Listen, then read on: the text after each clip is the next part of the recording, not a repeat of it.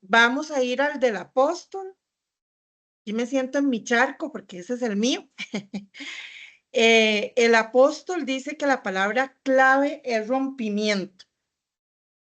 ¿Y por qué es rompimiento? Porque dice que lo que se espera de un apóstol es que identifique, que conquiste, que establezca, y mi palabra preferida, que rete, ¿verdad? Yo sé que yo soy la piedra en el zapato de muchos, ¿verdad? Que no les gusta, pero créanme que yo siempre que digo o hago algo, la intención es ayudarles y potenciarlos a que desarrollen las capacidades que tienen, ayudarles a que no se enreden en cosas que les pueda hacer un daño. Y lamentablemente parte de mi naturaleza es que a pesar de que sea lo más respetuosa del mundo, siempre voy a decir lo que tengo que decir, ¿verdad? Entonces, no sé si han escuchado la frase que se dice aquí de Peter, ¿verdad? Siempre ando el guantecito blanco, ¿verdad? Para que si es necesario darle una acomodadita a alguien, ¿verdad? Y que se ubique, ¿verdad? Entonces, no es con una intención negativa, sino porque, por ejemplo, los que han trabajado conmigo alguna vez en Happy, que creo que no hay ninguno en este grupo esta vez, pero que yo les decía, usted es capaz, usted puede, usted, no, Celia, yo no puedo, y yo los empujaba y los empujaba y los empujaba y los retaba. Hoy muchos que ya tenemos cerrado Happy me decían, Celia, yo hice un montón de cosas que no me creía capaz porque usted me veía que yo sí podía hacerlo y dice, y no me gustaba cuando me retaba, que sí podía hablar por teléfono, que sí podría hablar por cámaras, que sí podía hacer locución, que sí podía hacer un guión, que sí podía hacer una imagen, que sí podía hacer algo, ¿verdad? Algo de la radio para hablar uno de los casos. Y tal vez los retaba y me veían con cara fea y todo, y después salían maravillados cuando veían que sí podían, ¿verdad? Entonces, lo típico de un apóstol es que siempre esté retando a las personas, les esté ayudando a conquistar terrenos, que si usted dice, bueno, no sé, otra vez la película de Derribando Gigantes, que le puso digamos, le tapó los ojos y le decía, 10 yardas más, 10 yardas más, y llegó hasta la zona de touchdown, eso es un apóstol. Es que le va a decir la persona, dice, ¿cuántos? 30. Y sin peso. No, no, no. Usted nada más hágale y va a ver que lo va a lograr, ¿verdad? Entonces, esa es la parte del apóstol, ¿verdad? En las fotos igual vemos representación de apóstoles. Tenemos a Peter, obviamente, como su llamado principal, en este caso de Sami, que es nuestro misionero, que es el que abre iglesias en Estados Unidos y muchas veces ha invitado a Peter, digamos, ahora que andaban en el Congreso, multiplícate, ¿verdad? Tiene muchas iglesias y todas las han abierto a partir de células y él ha venido a impartirnos aquí también lo que son apertura de iglesias a través de las células. Eh, ¿Cuáles son las funciones del apóstol? Dice que el apóstol dice, empezando, bueno, ahí lo vemos más adelante, creo, es el que es enviado de primero para ser modelo y guiar a la transformación de personas, familias, iglesias y comunidades. Se distingue por su pasión por extender el reino de los cielos hacia una obra misionera, a establecer iglesias, a desarrollar proyectos de impacto. Entonces, bueno, ya lo vamos a ver más adelante, pero por eso es que hay personas que le salió misionero y a veces lo confunden solo con la parte evangelística, pero en realidad un misionero puede tener un enfoque evangelístico o un enfoque de apertura de iglesias, ¿verdad? En este caso, el misionero con enfoque apostólico lo que hace es abrir iglesias. Y la palabra apóstol proviene del griego apóstolos, que literalmente significa enviado. En la cultura romana, el apóstol era un mensajero al que se le daba una autoridad directamente del Estado para transmitir un mensaje de parte del rey o algún gobernador, ¿verdad? Entonces, era como, ustedes saben que anteriormente no existían correos, ¿verdad? No existía email, no existía WhatsApp. Entonces el apóstol era el que iba en representación llevando una carta del rey a dar un mensaje. Luego está posteriormente los 12 apóstoles, donde además de los 12 apóstoles, que esta es uno de los temas, ¿verdad? Que la gente dice, es que después de los 12 apóstoles de Jesucristo no existen apóstoles, pero la misma palabra, si ustedes buscan las citas que vienen ahí, que vienen en el libro, habla de Pablo, que Pablo no estuvo con los 12 apóstoles de Jesucristo y era un apóstol, habla de Bernabé, habla de Andrónico, habla de Junias, que era una apóstola, era una mujer, y habla de Matías. Entonces, si habláramos incluso del tiempo de Jesucristo, además de los 12, ya habían otros apóstoles. Junias estaba con Pablo. Sí. Con Junias. ¿Y cómo te contradice? Pero es que no se contradicen. Ahí volvemos al tema del maestro. ¿Cuándo dijo Pablo, la mujer calla en la congregación? ¿En qué contexto lo dijo? ¿Por qué lo dijo? O sea, no lo dijo diciendo la mujer no puede hablar. Lo dijo y usted tiene que leer la cita y en eso les adelanto cuando lleven hermenéutica y lleven homilética y lleven exégesis, todo eso que es de los predicadores, lo que te dice es, usted no puede agarrar un texto fuera de contexto porque se vuelve un pretexto, ¿verdad? Entonces, si usted dice, por ejemplo, que usted tiene que pactar su casa para que Dios lo bendiga, porque en tal palabra dice que Dios es un Dios de pactos y no sé qué, y usted no agarra todo el capítulo completo y todo el libro completo, usted está sacando un texto de contexto para poder justificar lo que usted va a decir. En el caso de Pablo, en ese momento, en el mismo capítulo, se ve que las mujeres en esas épocas se peinaban así, todas exóticas, por decirlo así, se vestían llamando la atención ostentosas. Entonces ahí es donde él dice, y la mujer calla en la congregación. Pero también en ese mismo contexto también hablaba de que antes se hizo como un círculo social y llegaban a las comilonas, ¿verdad? Y entonces decían, no, esto no se está haciendo para que usted venga a llenarse la panza.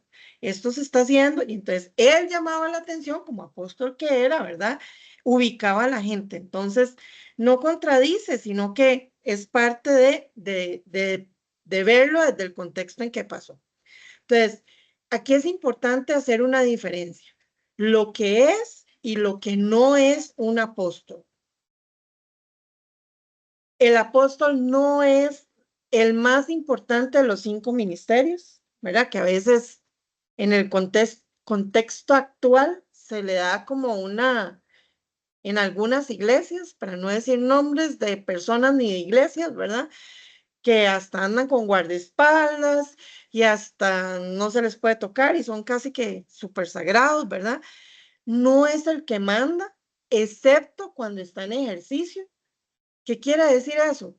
Que cuando el evangelista está en ejercicio, así está el pastor, el apóstol, el maestro, el que sea, el que está en ejercicio está a la cabeza y ese es el que manda. Entonces, por decir un ejemplo, voy a decir una tontera.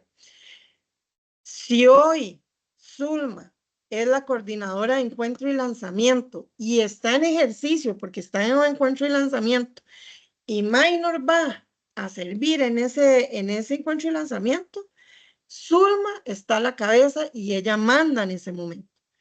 Cuando termina el encuentro y lanzamiento y volvemos a la iglesia y estamos en un culto, Minor está a la cabeza y Zulma se somete.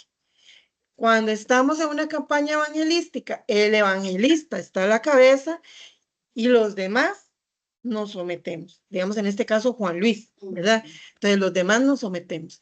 Y así, digamos, hoy en esta clase, yo estoy a la cabeza y la clase anterior estuvieron pastores de San Carlos, de Palmitas, de Bustamante. En ese momento, aunque ellos son pastores de iglesia, están bajo mi cuidado en ese momento. Entonces, el apóstol nunca es, por ahí oigo que se están activando, ¿me ayudas, Karen?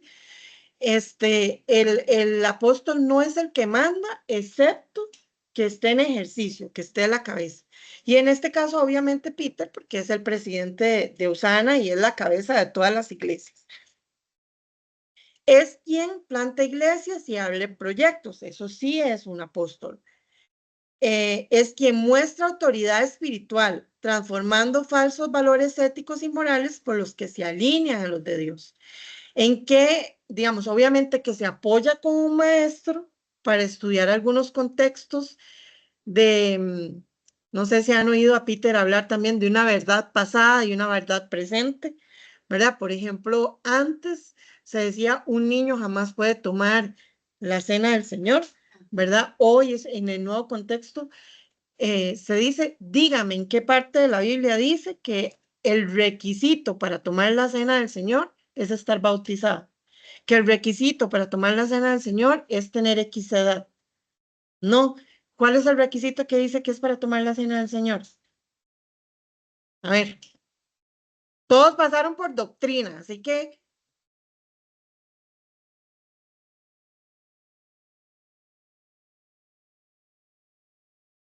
sí, exacto, que usted no coma condenación. Si usted cometió algún pecado, usted se arrepiente, se pone a cuentas y toma la cena. Si no, mejor ni. Ahora, si yo estoy en unión libre, por ejemplo, yo sé que estoy en unión libre, no se vale, me arrepiento ahorita, tomo la cena, me voy otra vez a mi casa, tengo relaciones con mi pareja y la próxima vez que tenga la Santa Cena me vuelvo a arrepentir. No, no se trata de a Dios rogando y cual mazo ando, no, porque en ese caso yo sí estoy pecando conscientemente y con alevosía, como dirían, ¿verdad? Entonces, eso es muy diferente. O sea, diferente es que yo, llámese el pecado que se llame, desde mentira, chisme, lujuria, fornicación, adulterio, el pecado que a usted se le ocurra. Como humanos que somos, todos los días pecamos. O sea, no hay una posibilidad de que nosotros no pequemos algún día, juzgando, lo que sea, ajá, lo que sea, hasta un mal pensamiento. ¿Verdad? Entonces, si yo todos los días me tengo que arrepentir, yo todos los días tengo que hacer cuentas y decirle, Señor, perdóname en mi tiempo de intimidad, yo le pido perdón. Exacto. ¿Qué es omisión? El que sabiendo hacer lo bueno no lo hace, le es contado como pecado, ¿verdad? Y también dice que también hay que pedir perdón por si acaso, ¿verdad? Por si yo no sé que estoy pecando, porque a veces hay pecados que usted no sabe. O sea, hay cosas que son obvias, que todos sabemos, pero hay cosas que tal vez yo no sabía que eso era pecado, ¿verdad? O sea, por ejemplo, ni se me ocurre uno, pero digamos, eh, dice que si yo, sabiendo hacer lo bueno, no lo hago, me es contado como pecado. Digamos que yo diga, ay, no es que yo pensaba que la gente que pide plata son unos ladrones y que yo no le voy a dar y que no sé qué y que no sé cuánto, y juzgo a todos con la misma medida y no le doy, ¿verdad? O otro ejemplo muy, muy, muy, muy importante y muy, muy, muy bueno, cuando yo digo, aquel está diciendo que es profeta y no es profeta, y entonces yo creo que no tiene el Espíritu Santo, dice la palabra de Dios, que el único pecado que no nos es perdonado, ¿cuál es? La blasfemia contra el Espíritu Santo, ¿verdad? Entonces, si yo no estoy segura, porque de todo hay en la viña del Señor, no voy a decir que no, o sea, que alguien puede decir que sea profeta y no lo sea, ¿verdad? Si yo no estoy segura, yo lo paso por el colador, lo paso por el cernidero de la Biblia y digo, esto que me está diciendo esta persona está respaldado por la Biblia.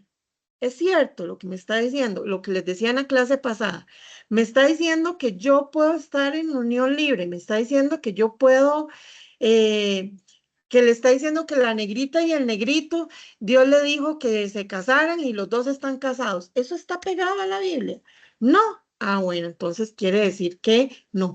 Pero si yo juzgo, voy a comentar un ejemplo. Me acuerdo un viernes de adoración que había un profeta que estaba aquí y digo profeta porque es reconocido como persona de su llamado ministerial.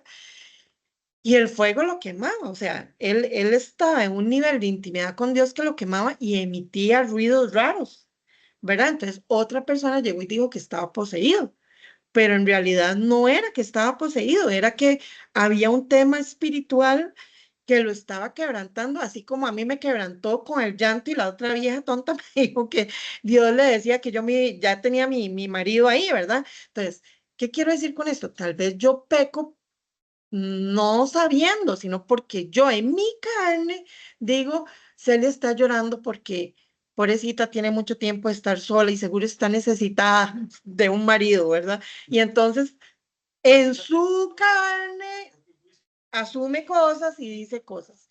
Pero en ese caso, entonces yo mejor le digo, Señor, como decía David, lávame con hisopo y quedaré limpio, quedaré más limpio y más blanco que la nieve. Y él decía, revélame hasta los pecados que me son más ocultos, ¿verdad? Yo les decía el caso de un ejercicio que yo estaba haciendo, donde yo estaba haciendo un proceso de oración y él nos decía que aceptáramos pecados y yo decía, ¿por qué voy a aceptar ese? Yo sé que ese no es. Y al día siguiente el Señor me revelaba momentos donde había cometido ese pecado y yo decía, en mi mente ya estaba borrado ese pecado, pero cuando usted le pide al Señor, Señor, revélame lo que está impidiendo tu fluir, revélame lo que puede estar em, contristándote. Créame que el Señor le va a mostrar a usted ese tipo de cosas. En el caso, digamos, de nosotros, mi esposo no era cristiano, entonces, y él decía, no, si nos casamos, todos los que se casan Se divorcian. entonces, no, que no. Y yo volví a Cristo, ¿verdad? Y yo lloraba al Señor y yo decía, Señor, ya, yo sabía que no podía tomar la Santa Cena. Y nos quedamos, el grupo donde íbamos de familia, se había quedado sin casa y yo ofrecí a mí, en ese entonces era el train que estaba, yo me dijo, no, mientras no estén casados, no podemos. Y yo seguí orándole al Señor, bueno, él se convirtió. Ya se viene, el enemigo por todo lado molesta, ¿verdad? Porque se vino un tiempo donde estuvimos muy mal de plata, donde ni siquiera podíamos pagar el abogado para podernos casar. Y llegó una abogada a hacer un proyecto ahí en la casa, y llega y me dice, ¿quién es Jonathan? Le digo, yo, me dice, ¿por qué no se casaron? Claro, porque necesitaba económico. Lleguen a la oficina y los caso. Nos casó y empezamos la casa a servir.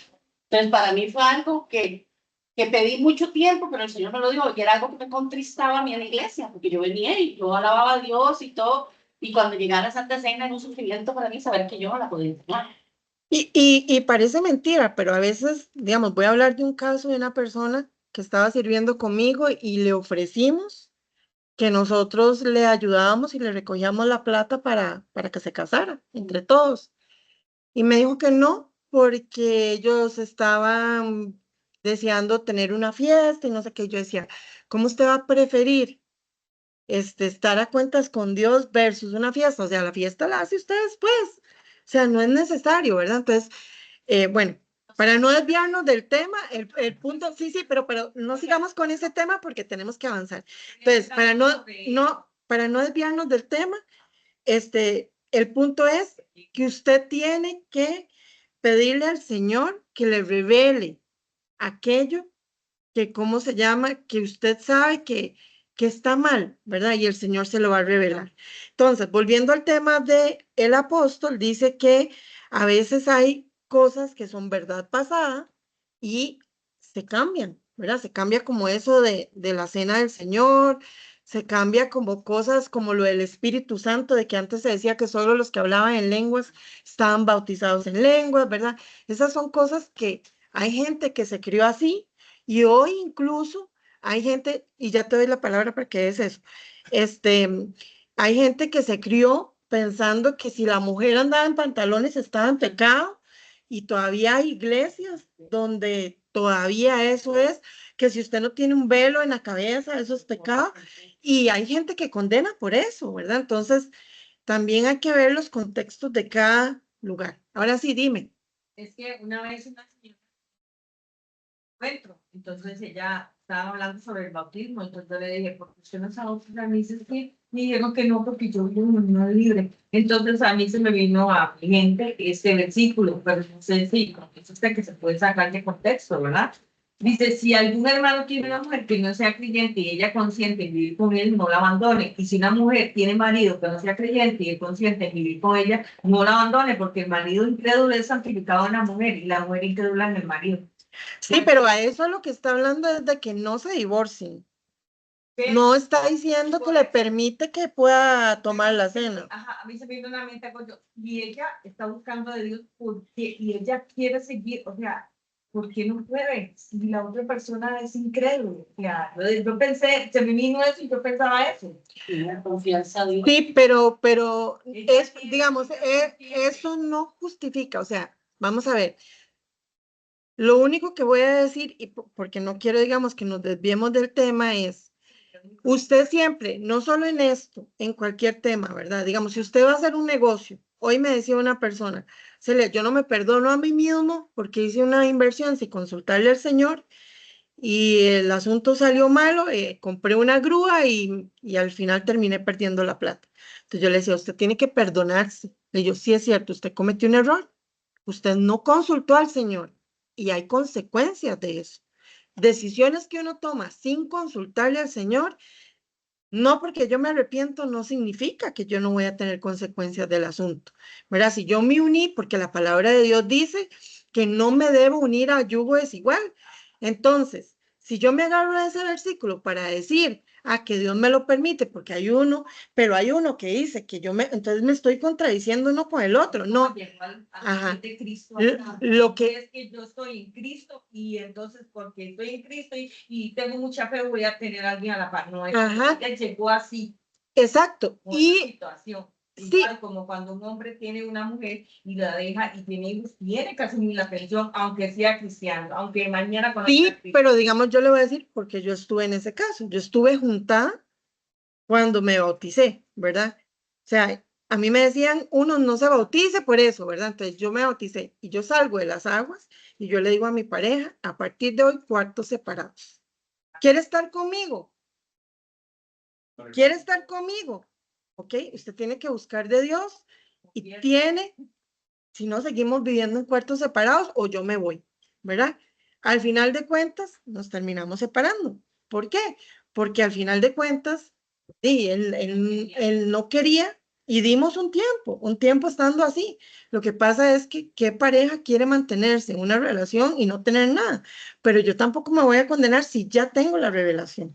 Si no la tenía, ¿verdad? Entonces, el punto es, cada cosa que usted haga, si usted no tenía la revelación, nadie le había hablado, no sé qué, usted se arrepiente, pero ¿qué le dijo Jesús a la adúltera que estaba en el piso? Ni yo te condeno, pero no vete y no peques más, ¿verdad? Entonces, lo que tiene que hacer es a partir de ahí, no pecar más, ¿ok?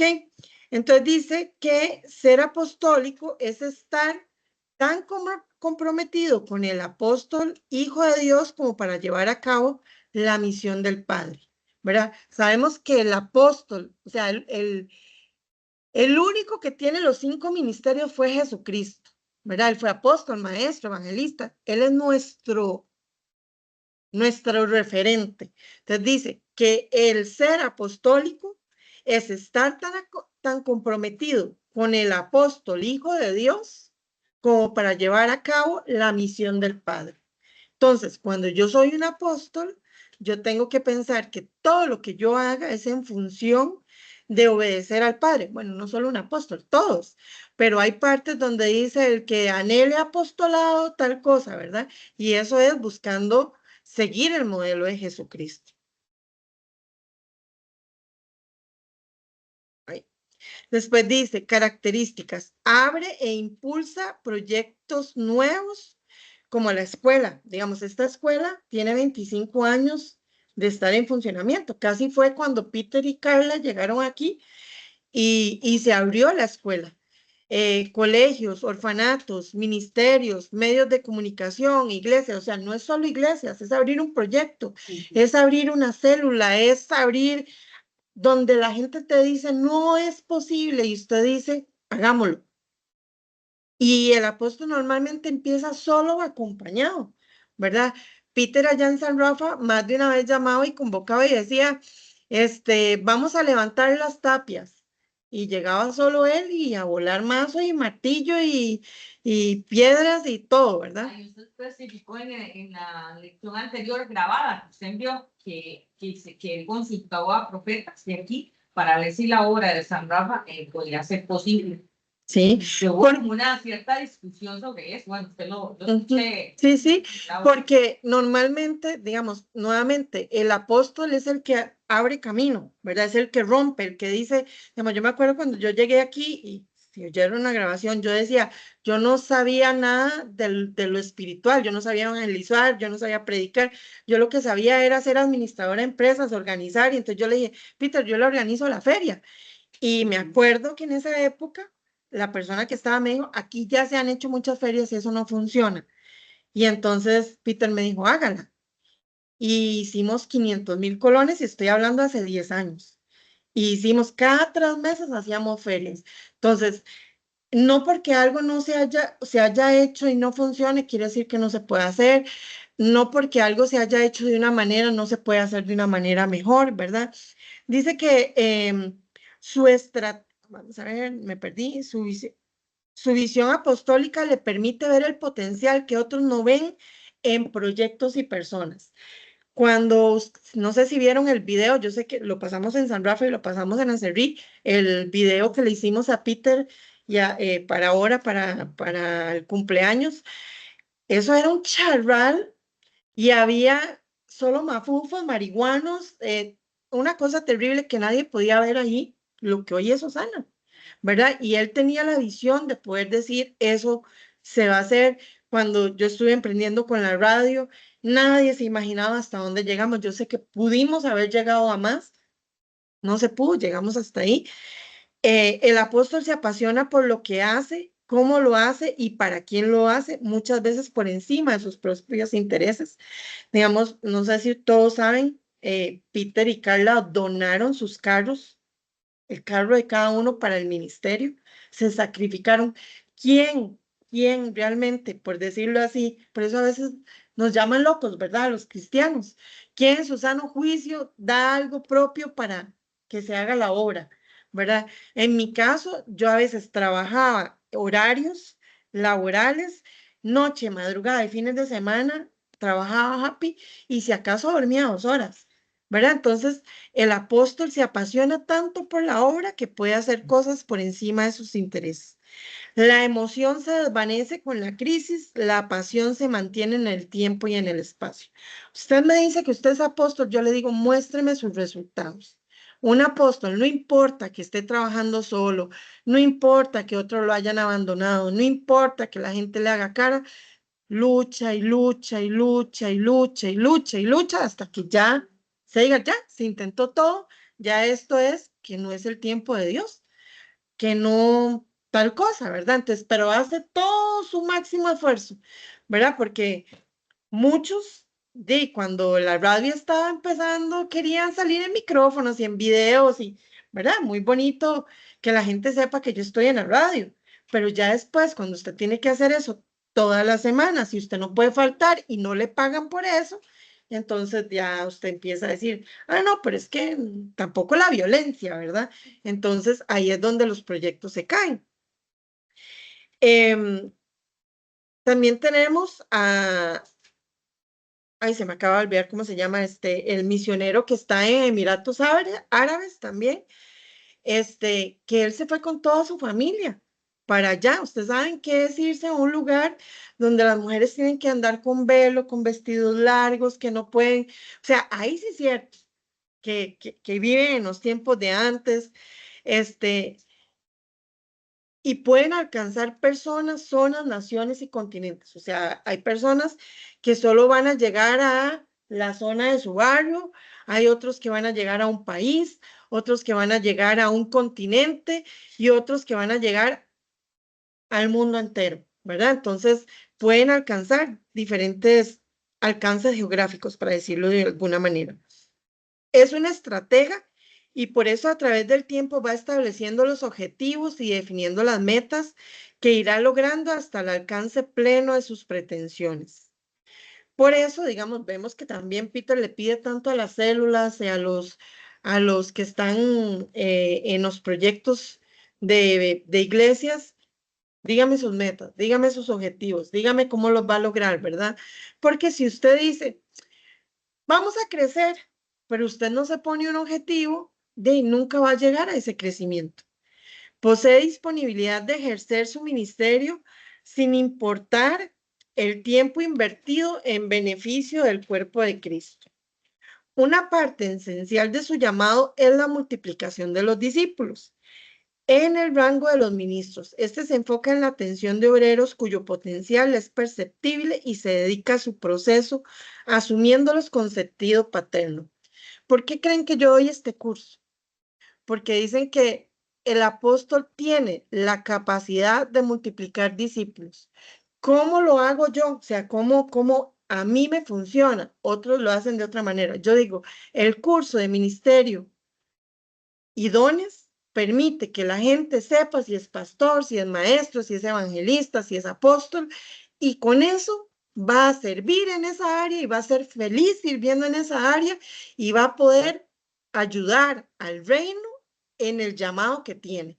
Entonces, esa es mi manera de decir, Señor, aquí te estoy aportando obreros a la mies, ¿verdad? Y yo de verdad me apasiono por el tema. Yo trato de que la gente lo descubra, lo disfrute, y a mí hay gente que llevó cursos y todo esto es para la gloria del Señor, no me echo flores, pero hubo gente que llevó cursos con otras personas y vinieron a repetirlo conmigo porque me decían, Celia, es que yo salí sin entender qué era yo, ¿verdad? Entonces, cuando Peter lo daba también, él dijo, yo no lo suelto hasta que yo sienta que alguien puede hacer su sesión y tener la misma visión y pasión que yo tengo. Cuando yo lo asumí, yo dije, yo igual, si alguien más aquí quiere esto y le apasiona y le he enseñado a dos personas que me han dicho que quieren dar el curso y terminan abandonándolo, ¿verdad? Entonces, esa es mi manera. Hay otros que lo hacen discipulando, ¿verdad? Discipulan a muchos, otros lo hacen multiplicando células, o sea, hay muchas formas de multiplicar discípulos. El apóstol tiene un enfoque paternal, aunque no hay que confundirlo con paternalista. Por eso es el menos tolerante a la indisciplina. Desarrolla un carácter en sus discípulos ante la crisis. Ejemplo, si ustedes ven el desacuerdo que hubo entre Pablo y Bernabé por Marcos, búsquenme esa cita. Yo aquí nunca les he pedido a esta clase que busquen, pero si ustedes vieron la clase pasada que yo les mandé de profetas, sí leyeron todos los versículos, ¿verdad? Entonces vamos a buscar esa cita para poder poner contexto bíblico a esta clase.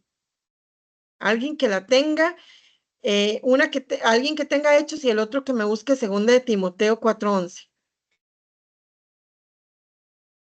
Ajá. Uno virtual y uno presencial para que uno se escuche bien alto y el otro aquí. Pero a Pablo no le parecía bien llevar consigo al que se había apartado de ellos desde Panfilia y no había ido con ellos a la obra. Y hubo tal desacuerdo entre ellos que se separaron el uno del otro. Bernabé tomando a Marcos, navegó a Chipre. Y Pablo, escogiendo a Silas, salió encomendado por sus hermanos a la gracia del Señor. 40. Ajá. Tenía un desacuerdo entre ellos. Sí, ¿por qué? Porque se había apartado. Ajá, porque abandonó la obra, ¿verdad? Entonces, muchas veces, digamos, uno como apóstol tiene paciencia. Voy a comentarles el caso mío con Happy, ¿verdad? Por ejemplo, con Happy nosotros teníamos que decir, el sábado a las 9 de la mañana sale el programa de niños. Y yo tenía a alguien que me dictaba el programa, ¿verdad? Entonces, si yo el viernes a las 7 de la noche no tenía el programa, tenía dos opciones, o no sacaba el programa al día siguiente o me ponía a editarlo yo, ¿verdad? Porque ¿de qué iba a hacer? Si la persona, yo le decía, y se me enojaban, y me decía, pero Celia, es que usted lo toma muy en serio. Yo lo tomo en serio porque esto es para el Señor, esto no es para mí. O sea, ¿cómo? Y digamos, uno de los casos, una persona quería abrir una iglesia, quería que le dieran una iglesia a nivel pastoral. Entonces yo le decía, dígame una cosa, Usted mañana le dan una iglesia y usted llega y viene camino a la iglesia para dar el culto y se le vara el carro. ¿Usted qué hace? Usted dice, ay, no voy a llegar porque de ahí como se me varó el carro, entonces de ahí que van a ver qué hacen, que van a ver qué resuelven. Yo le digo, ¿usted haría eso? O sea, usted está pretendiendo una iglesia y es una iglesia presencial. A usted se le vara el carro. Usted deja que las puertas estén cerradas, no avisa, no llama, no pide que alguien lo cubra, no deja el carro botado para ir a abrir la iglesia, no hace nada. O sea, usted dice que van a ver qué hacen, ellos van a entender porque yo tengo un problema. Y yo eso no lo entiendo. O sea, un apóstol, así como hablamos del tema del pastor, que ve, que no puede soportar que alguien no se preocupe por los que se han ido. Así como hablamos que un evangelista no puede soportar que la gente no se preocupe por las almas, un apóstol no puede tolerar la indisciplina y la mala planificación, ¿verdad? Entonces yo puedo contar hasta 100 y perdonar la primera, y puedo contar hasta 100 y perdonar la segunda, pero la tercera, créanme que no me va a pasar. O sea, yo la primera me quedo hasta la madrugada haciendo una edición de un programa, pero créame que ya a la tercera yo le voy a decir, le agradezco mucho, pero voy a buscar otra persona que me quiera ayudar, que sí sea comprometido. Porque si usted no es responsable, entonces yo no le puedo dar esta responsabilidad. Por eso cuando yo iba a llevar ese curso, dije, qué bueno, lo va a llevar con Celia. Lo malo de Celia es que le hago solo bueno, porque usted aprende, Ajá. y está aquí. Exacto. Lo malo de Celia es que Sí, porque, digamos, Todo lo que uno le ha dicho, yo a mí me encanta, porque, porque usted está aquí, porque tiene que estar y aprende. yo les he dicho a ustedes, digamos, mi labor es ser mentora de ustedes, y por eso cuando yo les digo, y yo sé que yo uso palabras a veces un poco fuertes, pero es que a veces si no se hablan así no se entiende. Yo no los puedo hacer mediocres. O sea, si ustedes tienen que hacer una tarea y no la presentan y yo digo, no importa, que pase el curso, así, aunque no haya traído la tarea, le estoy heredando a los líderes que van a tenerlos a ustedes a cargo. El día de mañana, alguien que le encomendaron a usted, traiga la merienda. Y usted llega y dice, ay, se me olvidó la merienda. Entonces, no comen ese día en la célula porque usted se le olvidó traer la merienda. No, si usted se compromete a algo, usted lo hace. Yo desde el día 1 les dije las reglas. Quien falta a la clase, hace un resumen. Y si hay algún problema, lo negociamos. Entonces, se enojan porque a veces, incluso en la clase pasada, yo les di hasta un mes después de haber cerrado el curso, habiéndole hablado con Peter, démosles un mes porque es que están muy saturados con esto, con lo otro, con lo aquello, y al final no lo hicieron. Entonces, no pasan el curso, así de sencillo. Entonces, igual se los digo a ustedes, no es con la intención de ser mala, ni caer mal, ni nada. Es que mi labor de mentora es asegurarme que ustedes sean unos servidores que entiendan que no les sirven a Celia, a Peter, a Zulma, a Ana Mojica, a quien sea, ustedes les sirven a Dios. A mí me Y Dios pasó le va a demandar a usted. No sé si usted en Sí. en estos cursos es muy tentado o muy atacado por el diablo, porque usted está viendo las mentes de los hijos de Dios para el propósito y el llamado que ellos tienen. Entonces no sé si ese lado le da duro el enemigo. Porque Vieras, vieras.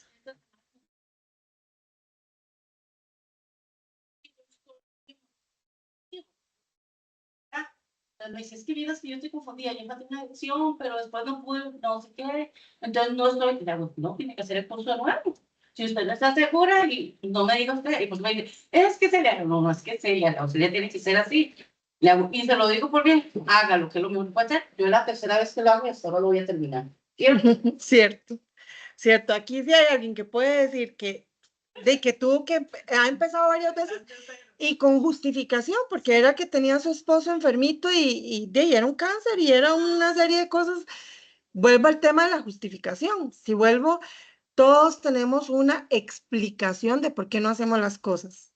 Pero justificación, si usted está haciendo algo para el Rey de Reyes y Señor de Señores, yo le digo, usted a Jesús aquí presente, usted le diría, Señor, moriste en una cruz, pero Eso no es nada, entendeme, es que yo tengo un problemilla ahorita, ¿verdad? ¿Verdad que no?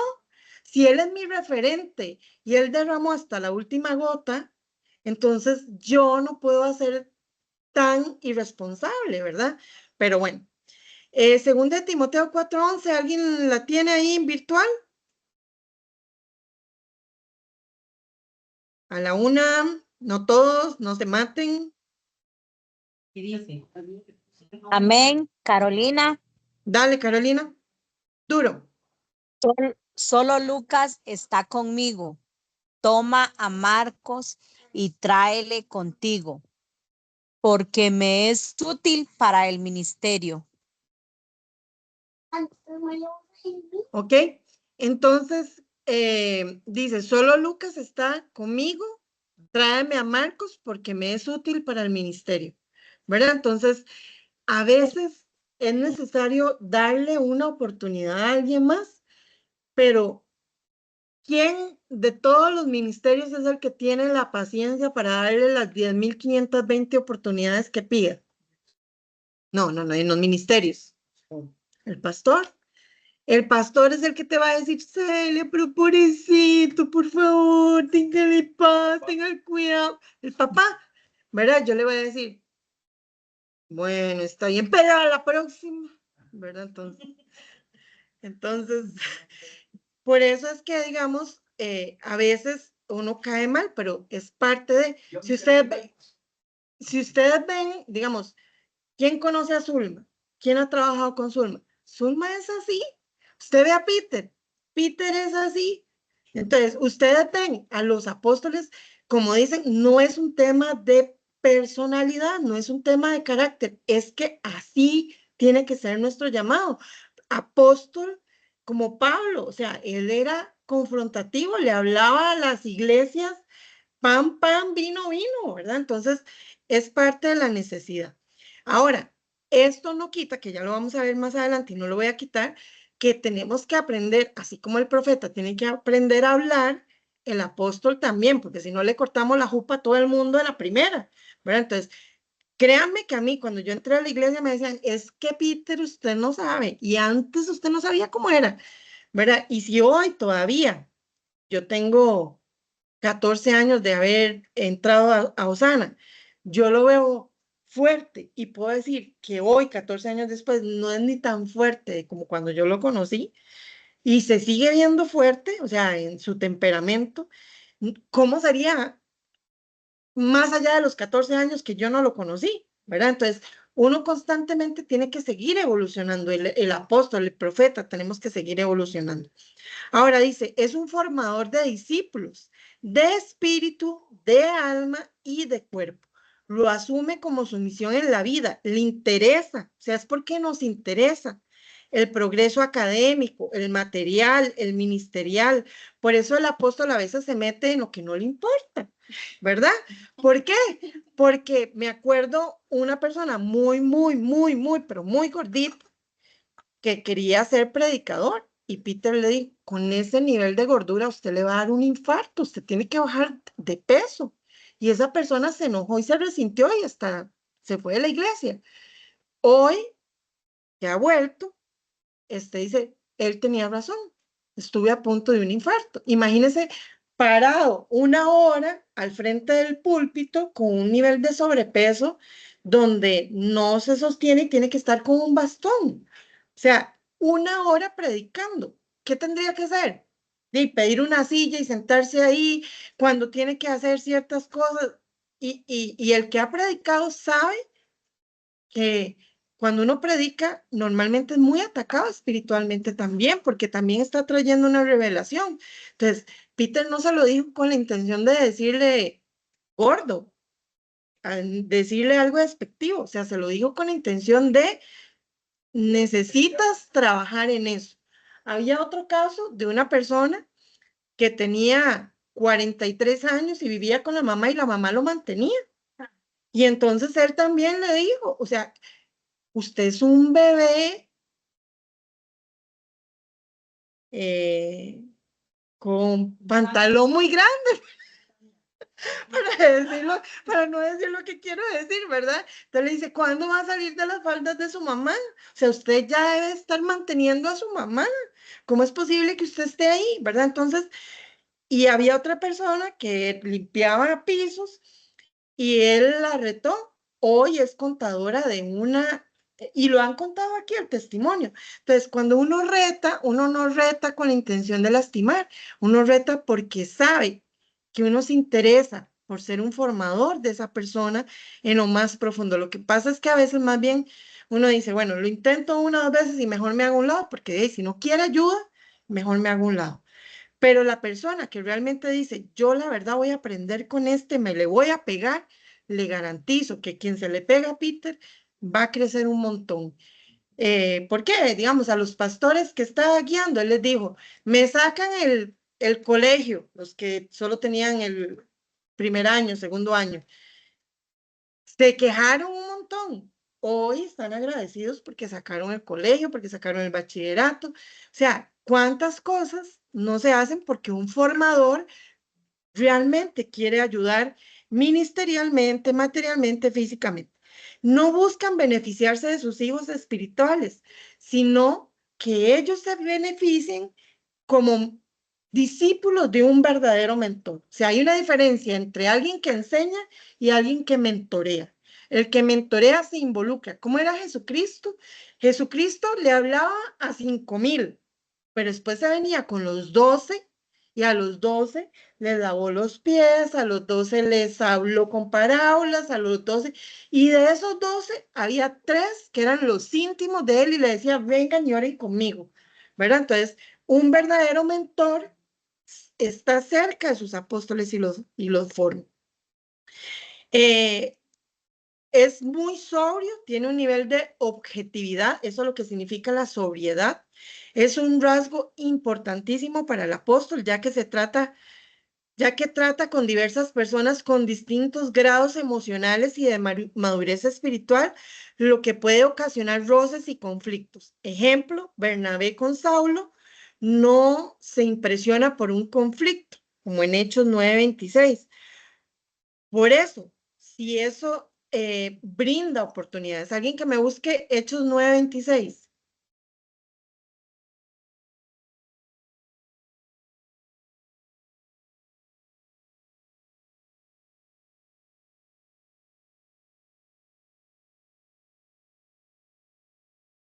Dale. Cuando llegó a Jerusalén, trataba de juntarse con los discípulos, pero todos les tenían miedo, no creyendo que fuese discípulo.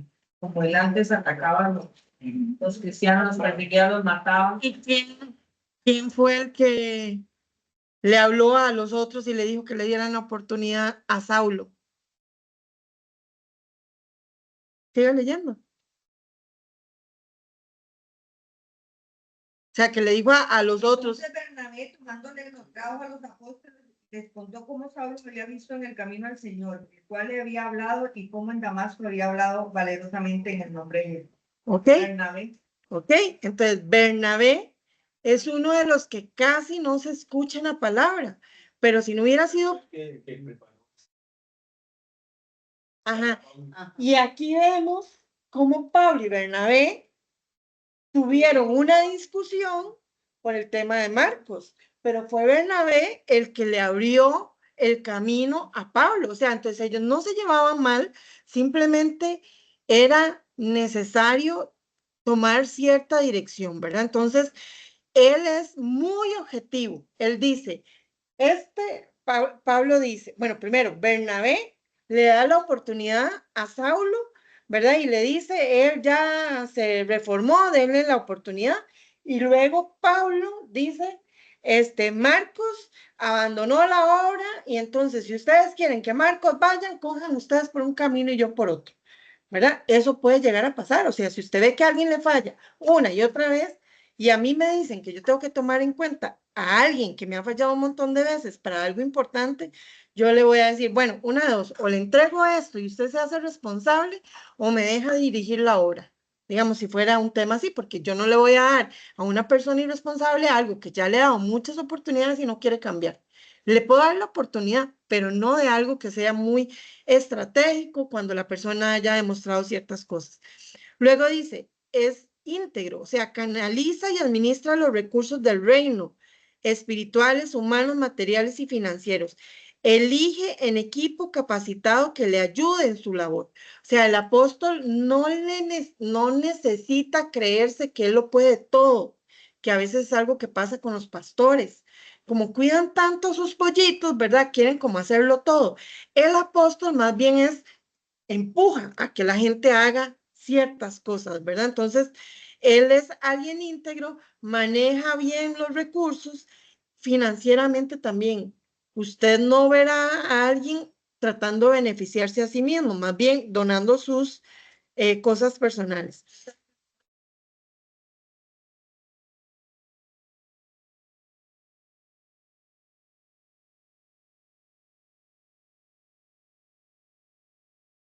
Ignoro un tanto y dele la oportunidad, Uh pero -huh. no, ustedes no recuerdan, ¿verdad? Bueno, sigamos porque ya casi va a terminar la clase. Entonces, enfoque ministerial es un visionario. Esto atrae a algunos detractores, ya que su unción apostólica le hace ver las oportunidades antes de que éstas sean visibles.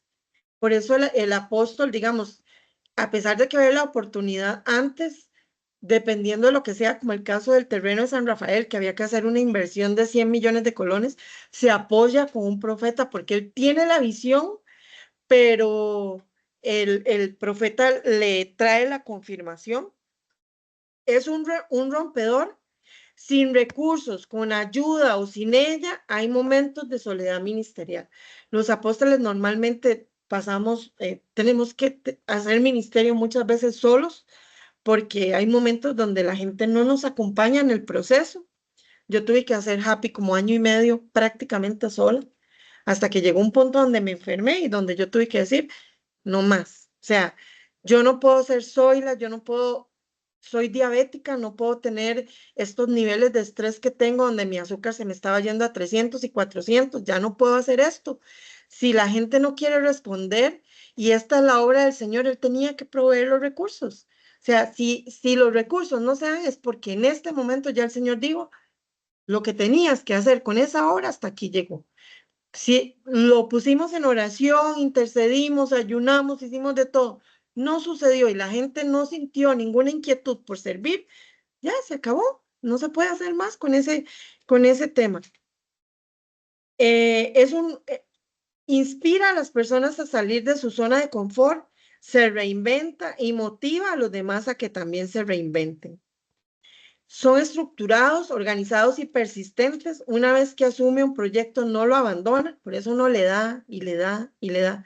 Me acuerdo el año pasado, cuando yo avisé en octubre, yo dije, ya Happy no está dando resultados. A mí me decían, ya suéltelo. Yo decía, no, oremos, llevémoslo a los demás, hablemos, pero ya salía, ya suéltelo. No, se soltó hasta el 29 de febrero. O sea, pasamos octubre, noviembre, y eso de atrás venía de más atrás, pero digamos que así, como con fecha, octubre, noviembre, diciembre, enero, febrero, 5 meses para decir, ya, lo intentamos todo, ya ahora sí ya, me siento en paz de decir que hice todo lo posible para que Happy se mantuviera. La planificación es muy importante, les molesta que los comprometan improvisadamente o irresponsablemente. Me acuerdo una vez que a Peter lo llamaron para decirle, uy, Peter, es que no hay quien abra aquí la iglesia. Y Peter dijo, qué pena, se quedarán sin hacer el evento porque ustedes debieron haber coordinado quién les abre la iglesia. Y no por un tema de maltrato, sino por un tema de enseñar la responsabilidad. ¿Qué tuvo que hacer la persona? Salir caminando, ir a donde Sarita, traer las llaves y venir hasta aquí y terminar resolviendo el tema, ¿verdad? A mí me pasó que un retiro de liderazgo, el que estaba liderando células después de que yo salí, llegó y me dijo, Celia, es que delante de todos, ¿verdad? Me dijo, es que yo quería dar una buena noticia, que voy a poner a Celia de coordinadora de supervisora de células. Y ustedes no saben lo que yo me enojé. Y cualquiera diría, ¿por qué? Yo decía, porque como él cuenta con mi tiempo, como él sabe que yo voy a decir que sí, y ya me comprometió con todo el mundo, ¿verdad? Entonces, nosotros somos muy planificados, necesitamos organizarnos y nos sacan de balance cuando alguien no es planificado. Siempre está avanzando, aunque lo critiquen, lo amenacen o lo abandonen. Dejémoslo aquí para no dejarlo cortado. Continuamos la otra clase y vemos el tema de dones. No sé si hasta aquí, digamos, con esto, obviamente vamos a ver los dones y todo. ¿Tienen alguna duda, comentario, consulta?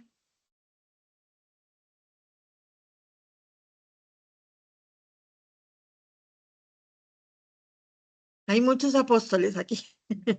No, yo sé que sí hubo varios que le salieron don de apóstol, ¿verdad? Pero lo que tienen que ver es si habiendo dicho las características, usted dice, sí, me identifico con eso.